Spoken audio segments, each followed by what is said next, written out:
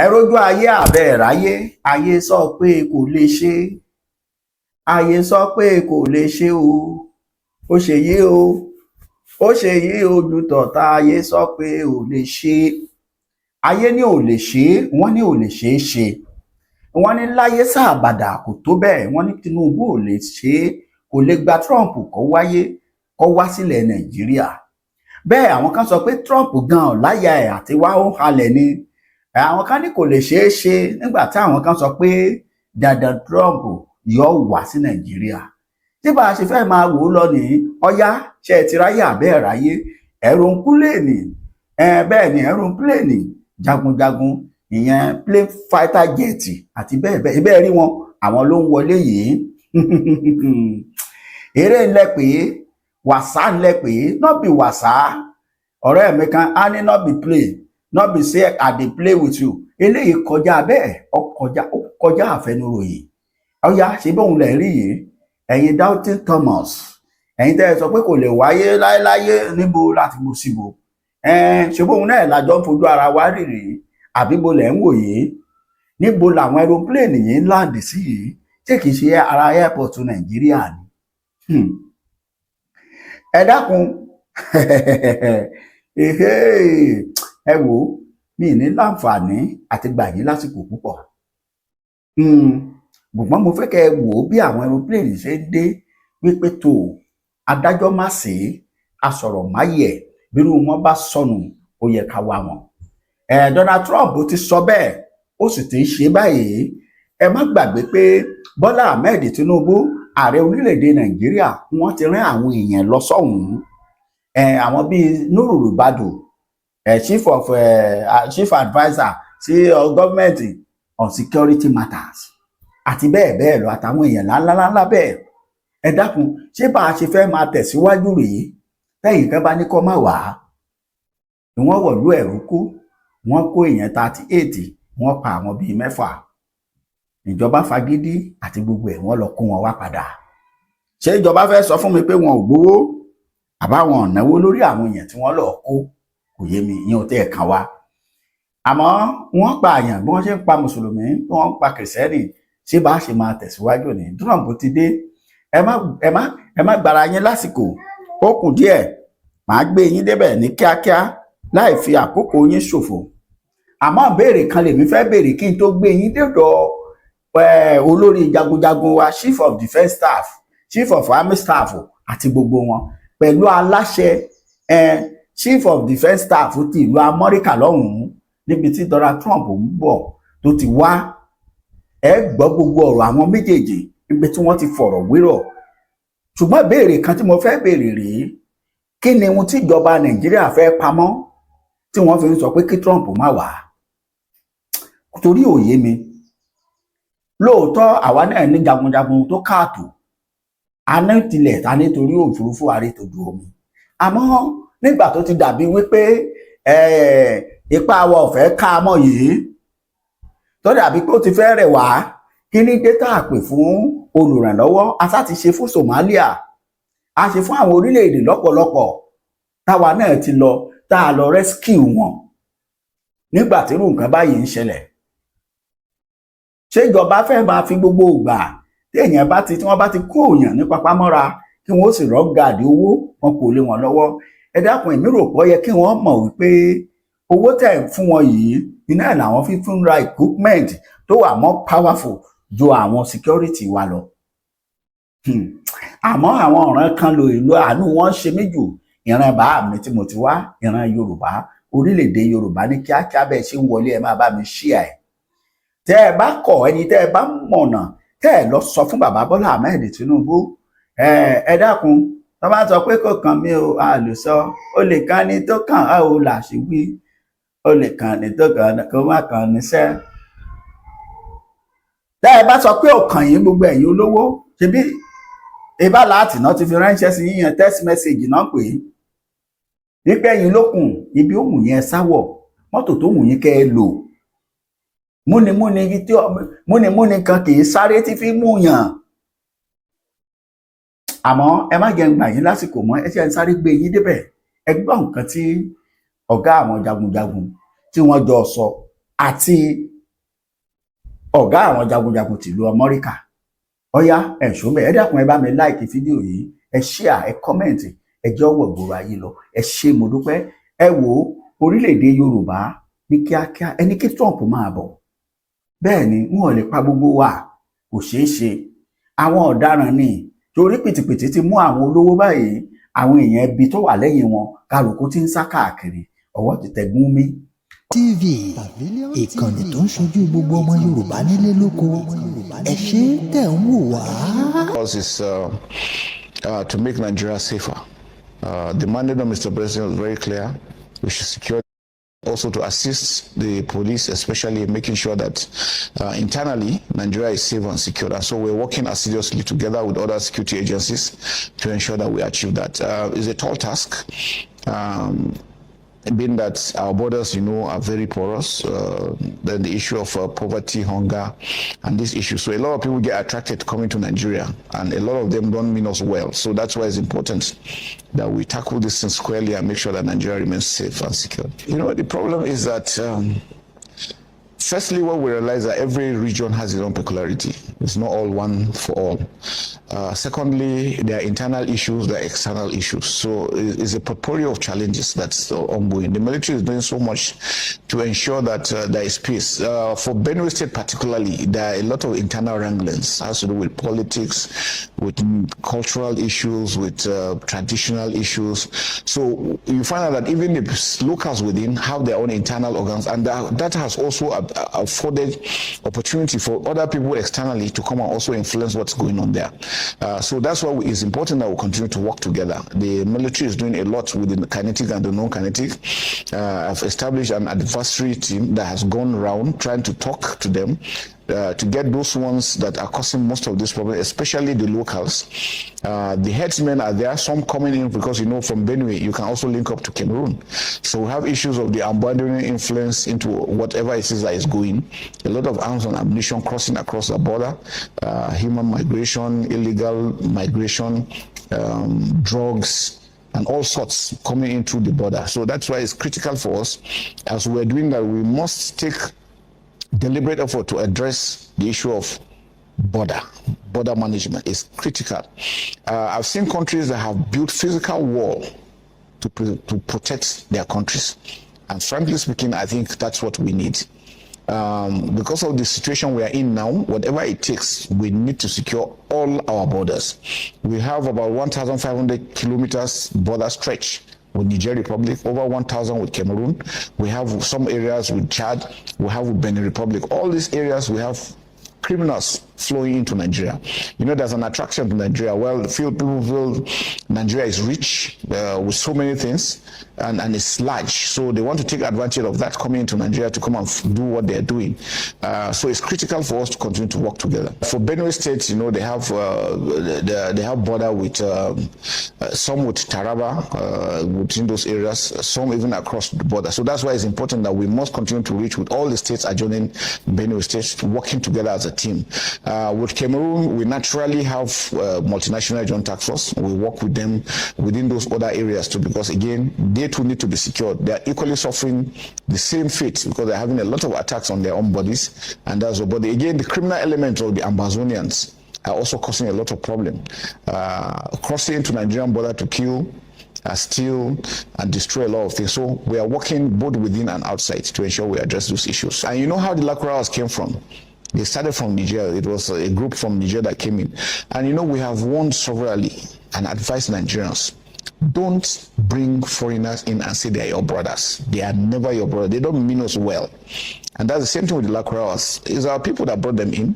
We gave them where to stay. We started doing with them, funding them, giving them one thing or the other, until when they realized that we couldn't continue with the funding, they started taxing. When the taxes were not coming in, they started attacking. And this has repeatedly continued to harm us as a nation. Boko Haram started like that. We got to where we are. The Lacroix came in like that. See where they're taking us to.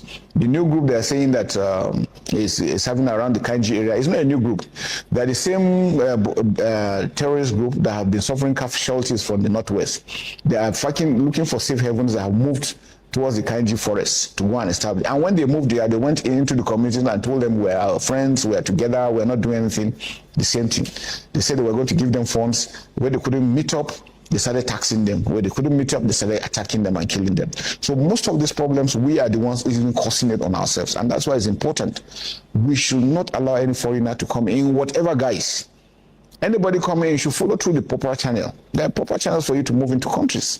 Let's stop this idea of we're being a big brother to everybody, and then they come in here and then become monsters against us. That is what was causing our problems. Terrorist groups are terrorist groups. We have terrorist groups, we have bandits. You have cultists, you have armed robbers, you have the militants, with the crude oil and all these issues. So the idea is, for us, they're all criminals.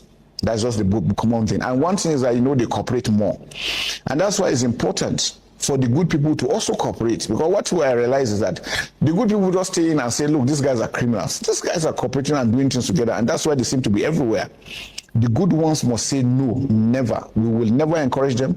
We will never give them any safe haven to come and stay within our areas. Once we see them, because they trickle in gradually and you keep quiet until they gather the number, then they come out. That's what is happening everywhere. So that's why it's important for everybody not to allow them.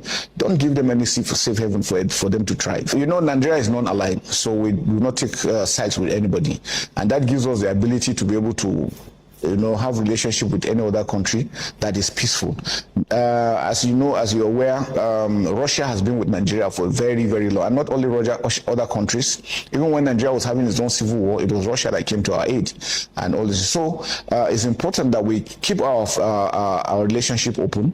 And follow up people that are really because they say a friend in need is a friend indeed. It is when your friend stands by you when you are in trouble, that's the kind of friend you should stand with. And so it's important that we continue to leverage with all those that are trying to support us and continue to work, because that's the only way we can. We don't produce what we need. And so it's been difficult sometimes, even with your money. Getting to buy stuff has been extremely difficult. So if we look at people that are trying to assist us, why not? In every area's training exchange program we're doing, Nigeria does a lot with, it will interest you to note that Niger, Mali, like I mentioned, and Burkina Faso, we still have some of their students in our schools as we speak. So we still do a lot of things together with them, and even trading across border, it still happens, because they know that a lot of them rely on Nigeria for most of the items they use. And they know that they cannot shut us down because it will be a detriment to their own development. And so that's why it's very, very important that we must continue to work together, militarily, otherwise, because it's important. The criminals we're dealing with, the terrorists, they don't respect border. They don't care whether you're in Chad, Nigeria, all they want is to kill. And that's why it's important that we must work together to prevent giving them having free havens for them to cross and perpetuate their acts. Our Air Force has been fantastic. It's been remarkable. I mean, with the challenges they're having of not having enough platforms, they are just magical, and I'm really very proud of our Air Force. And I know if we have more, we can do more, and that's why it's important. And like I said, not only Russia, we need all lovers of Nigeria. Every country that supports us and loves us and is ready to provide what we need, definitely we want to go for them. One of the areas that we get the highest casualty is IEDs, improvised explosive devices, which are planted on the road. And why does it work? Because our roads are not paved. So it makes it difficult. And it is very dangerous, such that if a vehicle steps on it, it's blown.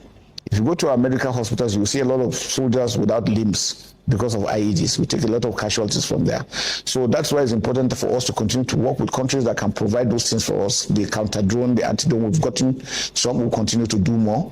The counter-IEDs too are very, very important, very, very relevant. And this is what brings about good governance. Most times, areas we operate with, we suffer casualty because we don't have roads.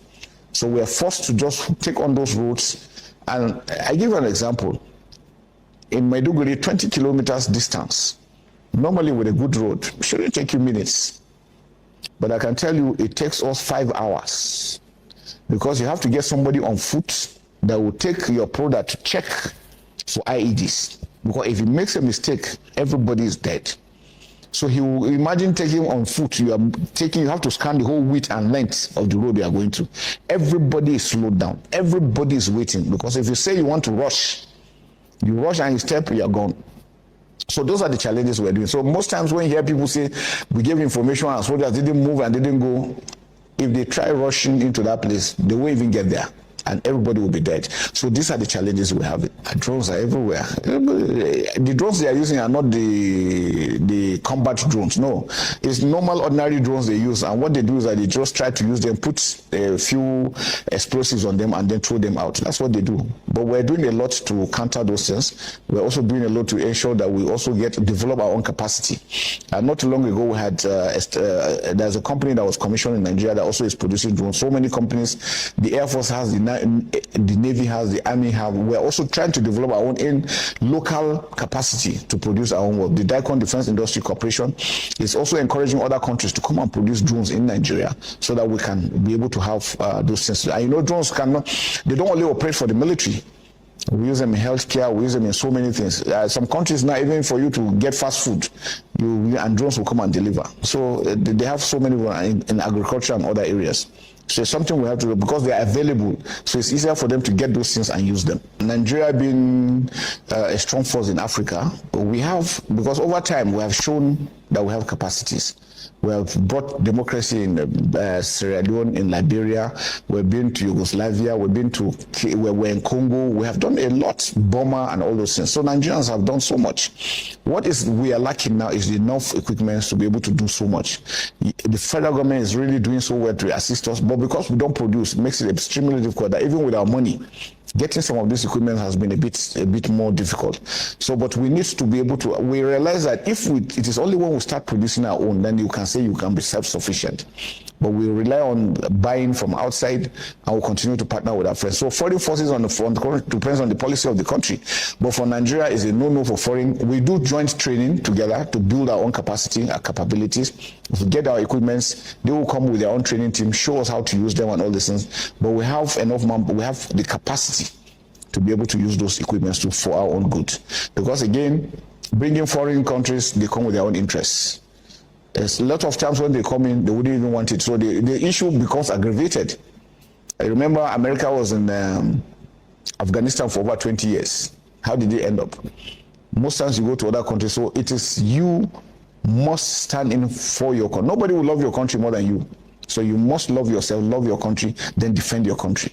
But most importantly for us is with the Daikon bill signed by Mr. President, for us to have those original equipment manufacturers come manufacture in Nigeria. We think if that is good, it will now give us the capability to produce our own and be able to model something that is good for us. It will bring employment for our youths. It will also be able to, from Nigeria, we can also sell to other countries that are around us. Again, foreign exchange for Nigeria. So it's a win-win thing for us. That's why I said the need for us to build physical structures to defend our country. It is critical. It's not something we say whether it is. Well, the tendency people will say, I know it's so expensive. Countries have done it. It is doable, and we must do it if we want to remain secured. And so working with other countries is for them to also know that it's important. And they say charity begins at home. Secure your own border, because nobody else will do it for you. And that's very, very critical. First and foremost, it's important that we have a census. Because everything you're doing, you must have a database. Just like your office. I'm sure they have a database of all the workers, so they can account for everybody. We need to have that. With the sensors and technology now, we can capture every Nigerian in the world. We can capture each birth, each death. We should know communities, what number, what quantity, what vehicles. So it will help us in planning and security. With that, we can be able to track, if they get your signature or your thumbprint or your face, we'll be able to track where you are. When you go abroad and crimes are committed and people are arrested, they're not using witchcraft. It's because they have database they could compare with. So we need those databases. And once we have that, it will help us a lot in what we're doing. And that's very, very critical for us. We are doing the best we can. The NFIU is doing its best. The DSS, the NIA are working together. The DIA here we have. All other agencies, including the police, are trying to track those. But again, it is such an international dimension. And most of them cannot go beyond that. And that's why we're also meeting with international bodies for them to be able to track this movement of these equipment. I'm sure you remember, shortly after we made this announcement, even the US Congress came in and also said the same thing. So it shows that there's something that needs to be done drastically. And it needs everybody, especially the United Nations. They need to come forward, be able to step in as to what is going on so that we can stop this menace. Security is everybody's responsibility. Before now, people used to just think everything is either with the armed forces or with the police or with the this. No. every Nigerian has a role to play, because in the past, conventional warfare used to be one country attacking another country. Now, asymmetric warfare is fight from within by your people. So it makes it extremely difficult. So if the people too allow them to thrive, it makes it, and you know, remember I just said that most communities invite them, you come with them and say, no, they're from my religion, or they are my tribe men, or they are my ethnic group. You want to start funding them. When you can't sustain it, they start taxing you. When you stop paying, they start killing you. It's a cycle. And that's why it's important that nobody should do that. And then how do they move? What is aiding them? We have informants. The same Nigerians, the same individuals will tell them, we have seen soldiers coming, they are coming this way, 5 vehicles, they are like this. It's the same people. How do they get their funding? How do they get their logistics? Fueling. I can tell you when we're in the Northeast. If you carry 10 liters of oil, you can get as much as 20,000 for just 10 liters of oil. So people go to trade with them to give them. So those are the people sustaining them. And so if Nigerians say today, no, we will not in whatever way give any information to any criminal or give any sustenance or what, expose them when we see them on all these things, this thing will die naturally. I can tell you that. It will make it very easy for us to be able to get all of them and curtail them down. But again, we still have a lot of Nigerians that are doing that. When I was in the Northeast, we banned the movement of urea because they use it in forming and making IEDs, urea fertilizer, taking it to the Northwest, Northeast. Nigerians will go and buy, get tipper, put urea under, carry sand and put on top, as if it's sand for construction. Want to go and give them. We have caught them over and over. You know, so those are the areas. Nigerians must understand that every Nigerian has a role to play. If you aid them, they will continue to thrive. We must say no. Well, if you say mistakes, because we are humans, nobody's above mistakes. I mean, there is no country, if you are projecting any warfare, there definitely will be a mistake. If you go to Second World War, First World War, it's natural. The thing is that what do you do after the mistakes, and then how do you correct them and prevent them from happening? Now, I bring the issue of Tinubu that happened last year, and you know, the whole episode that went in and all the talk and everything about it, even internationally making noise. Americans and other countries still commit the same mistakes with their technology and everything. Tinubu and other things, we never deliberately target anybody. But you see, because of the fluid nature of the operation, now what do? The terrorists are also aware that we have this issue about human rights. So what do? Those that are partnering with them, those that are giving them logistics, they bring them into their camps. We use them. Those ones don't carry arms. They just drop those things, and because they are with them, so they use them to say that those are civilians that are being killed. But anybody who is aiding a criminal is a criminal, and so he deserves to die, because that is just the rule. If you go and play with them and get money, you are benefiting from that. Anything that happens to you, we don't have any regret for that. But we regret when civilians are coming to the line of it. It is things that sometimes is unavoidable, but it has never been deliberate. It's never our acts to go against. We are supposed to protect our citizens, not to destroy them, except if you are a criminal. And so when you expose yourself to them, then you are also exposed to the danger the criminals are facing. I think the EU has done a lot trying to assist us with multinational joint task force. Training we do with most of the countries. Most countries we have training with Americans, with the British, with everybody. So we do a lot with a lot of people. Nigeria the federal government has done a lot in the humanitarian aspect, making sure that we also sustain ourselves. You find out that because of our civil military approach to issues, most communities that we are deployed, we provide basic amenities to them, to the extent of providing hospital treatment, sometimes even giving birth when we provide those opportunities for them. Schools, when they don't have teachers, we provide water, electricity, all those basic things. We do those things. And that's why it's important for us to continue. So we continue to partner with friendly countries that mean us well. And I think it's very basic. Anything of our life is talking about, this is our turn to do these fights. We must stay focused. We must be robust. We must be tenacious in our approach in dealing with criminals. We must not let them free. So whatever it takes for us to win this war, to secure our country, we must put that in place. Every Nigerian is looking up to us. We also appreciate Nigerians, and we want to appeal to them to continue to support us in our efforts. For the families of the deceased, apart from the payments, their families are also taking care of schools for about 4 children and the wife. And so these things are put in place. Housing are being produced, being provided for them, and efforts are being done. Now we're also working on committees now to see how we can do more, because we believe the ones serving are looking at how we're dealing with those ones that have died, or those ones that have paid the price, or those ones that have been injured. How are their families treated? That will determine what level of support and the morale. Because for every military man, morale is very important. It keeps him going. If his morale is low, he's not ready to give his best. But he's always watching what happened to the person that was injured or the person that's died. What happened to the family? So it's important that we continue to make sure that they too are properly taken care of, so that troops' morale will remain very high. So thank you very much for this opportunity to be able to speak, to also appeal to Nigerians to support the military. Nobody should want to do anything to aid those criminals. They don't mean us well. They want to destroy our country. We should never allow them. We should support the government, support the armed forces. We're doing, and then to Russia particularly, we want to appreciate them again for the support they're giving us. We really appreciate them, and we will continue to work together with them. When 200 people were murdered, killed in a church. Now, I want to ask this. So one question was, did things improve? I think the answer is no on that. Here's the question. Proportionally, do we see Christians killing Muslims in Christian areas of Nigeria the way that we are seeing radicalized Islamists killing Christians in Muslim areas of Nigeria? Haizenga is that Christians are disproportionately targeted based on their population. Exactly. And by the way, for those that you can't pick up with the microphones, there's audible yeses behind you. Again, the people that are watching who are nodding their heads. Why? Because they have lived this. Their families have lived this. I went to school with kids from Nigeria.